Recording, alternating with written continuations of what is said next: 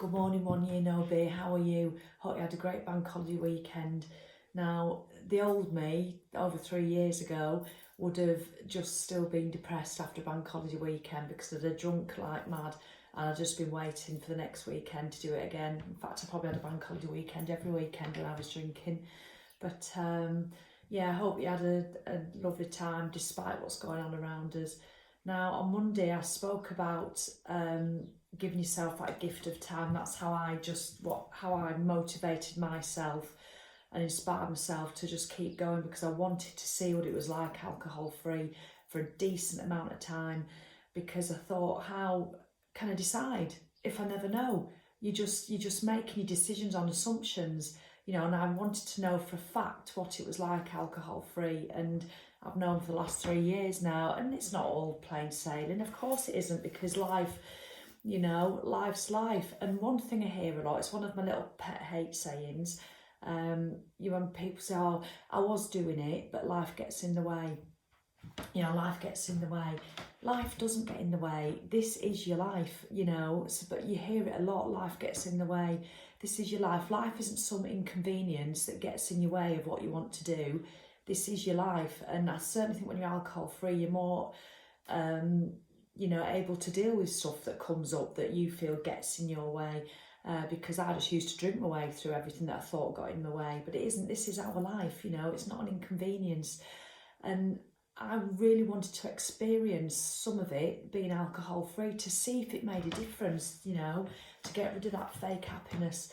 So that was always my inspiration, my motivation. It still is, but it isn't always easy. I know on bank holiday, was it Sunday afternoon, I had a FaceTime call with my son and his girlfriend who live in London, and my other son who lives in Leeds, and Simon, my husband, and Nancy, my daughter, sat on this sofa here. So there was the 6 of us on, all having a FaceTime for now, and I had a fake G&T, and I don't often have, I don't know if I told you about this on Monday, I might have done, and I just, I could have eaten. I was sat there thinking, oh, it'd be quite nice to have a drink. Sometimes I wish I was drinking. And that's after 3 years, but it's fleeting. It passes. I no longer let that feeling piss me off for the day or the week, or talk myself into having a drink later that night. I just don't, because I know if I'm not in a challenge, if I really, really wanted it, I'd have it.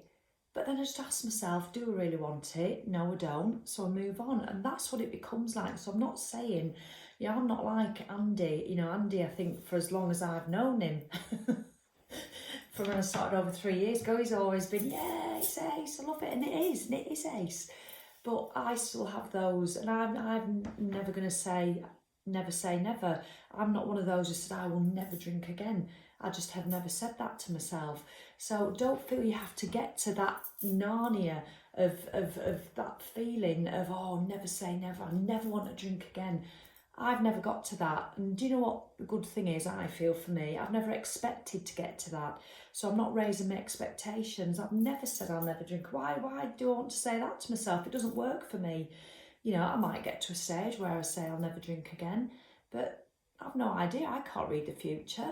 I might wake up a week on Tuesday and think, do you know what, I might have a drink tonight, but I can't see it myself. Why would I? But I don't feel the need to say. It's not a case of I don't even want to, I just don't feel the need to. So you can take that pressure off yourself if you're thinking, oh, when am I going to feel like Andy or all the others who are saying, that's it, I know I'll never drink again, it's never going to be part of my life. I don't feel that way. So that's just another little, way of looking at it if you're feeling pressure.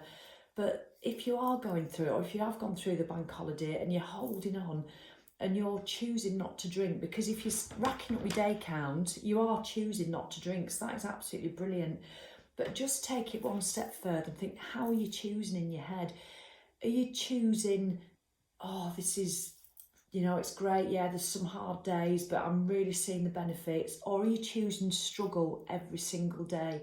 Are you waking up with, which some days I have done, I'll be honest, but they're the minority. But I would hate to think that I allowed myself to have those days all the time, because you are choosing it. You are choosing struggle. I know that's hard for some people to get the head round, but if you're thinking, and just watch the language that you're using, oh, I really wish I could have a drink, but I'm going out this Monday, well, you're not going out, or you're going in at the moment. But, or I'm like me doing my FaceTime call, I really want a drink. I could think like that all the time, but it's just momentary for me. And it was more in the beginning, certainly the first week or two, I was like that all the time. And I would hate to think that I'd lived the last 3 years how I lived the first 3 weeks of this challenge, choosing that struggle, choosing that mental mindset of deprivation and just looking at all the negatives of what I perceived to be about not drinking. But I think some people do continue with that, you know, when they're 3 months in, 4 months in, it's still, oh yeah, I'm hanging on, or, you know, it's really hard. Or because if you wake up and you tell yourself it's really hard and that you're hanging on and you don't like it, that's going to be your reality. That's going to be the experience that you create, you know. So just try focusing on the way that you're speaking about it, and there's huge positives in it. And don't just sit and look through rose-tinted glasses, there's me with my little cliche, you know, and remember all the bits that you thought were the only good bits about it, without remembering actually all the crap and why you're here in the first place, you know. So we get to choose whether we choose the struggle side of it or whether we choose the joys of being alcohol free. And certainly 90% of the time mine is the joys of alcohol free. Yes, I wish I didn't have that extra 10%. I wish on Monday I could have sat there, and I had a lovely time, don't get me wrong, but I wish it had not even popped into my head and I had that little doubting, you know, Tracy of going, oh God, you know what, I'd probably prefer it if it was having a drink, and then it'd be, well, hey, and who else can I FaceTime? Instead of just being a bit, you know. But it wasn't like that, and it was still lovely, but I still get those moments where I think, oh yeah, would I prefer it if I was having a drink?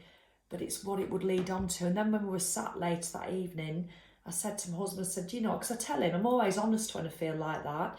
I said, do you know what, and if I'd have been having a drink, I'd have just wanted to FaceTime anybody and everybody. I'd have gone through 2 bottles of wine, I'd have just felt rubbish, and then the next day I wouldn't have wanted to do my work. So it's all that I am so pleased I don't have anymore, and that's the reason I still don't drink. But I loved, I will do a whole other video about getting close to your challenge date, you know, and how I used to think about it. And when I approached my 90 days was very, very, very different to how I approached my year in my mindset. So it just goes to show we've always got the choice. We've always got the choice. And thoughts, they just come and they go.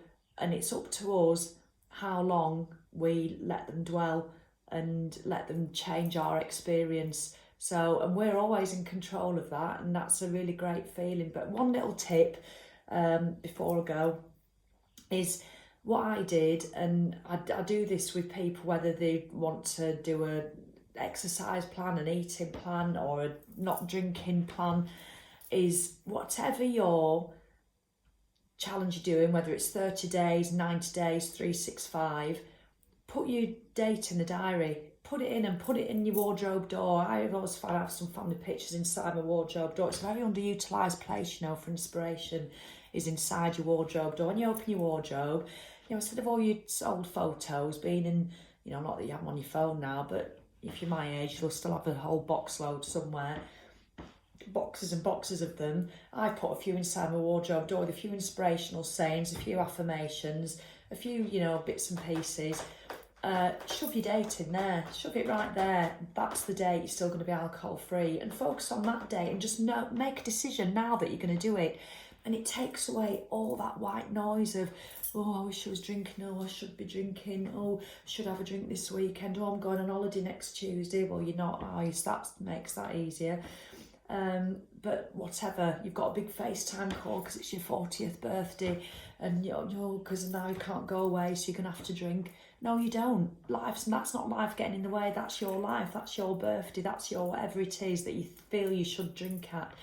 So put the date. Work out now what is the date on your 30 days, your 90 days, your 365. Put all 3 down if you're in the early stages. You have to go straight for 365. Do, you know, break it down if you want, or put them in the calendar, write them down, and just have them in your head and think you're going to get to that no matter what. And that's it, decision made. And it's like this, poof, you think, right, all I have to do now is not drink. So, because I'm going to get to that date, so I'm not going to drink. So then you start to change your mindset. You know, you'll do what I do maybe, where you sit on the sofa and you might have a little, oh, I wish I could drink. Oh, I love this film. And, oh, rugby's on. Oh, I wish I could drink. Oh, but I'm not doing because I'm getting to my date. End of conversation. The thought comes, you process it and it goes. Instead of the thought coming, oh, I wish I could drink. Oh, I wish I could drink. Oh, I can't drink. Oh, it's awful. Oh, I'm going to have to eat crisps and shitloads of chocolate instead. Oh, I hate my life. It's crap. Why is it so unfair? You know, tragedy. I hope my analogies make sense. They make sense to me anyway. But just let the thought come, acknowledge it, and off it goes. And it is so much easier that way. So just a thought for you, another one for you to think about. All right then, so I'd love to know, what's your date? I'll put the question at the top. What's your date for your whatever challenge you're going for? Just say what challenge you do, whether it's 28 or, all right, all three down, you're 28, you're 19, you're 365, but that might scare you, 365, if you're only here for 28 days. So, but be warned, I was only here for 30 days and that was over 3 years ago. But you know, and life still happens. All right, have a great day too. And what day is it? Wednesday, Friday. I'm going to do Monday, Wednesday, Fridays because then I know where I'm with my own work. So I'll see you Friday morning. Have a wonderful day. Bye.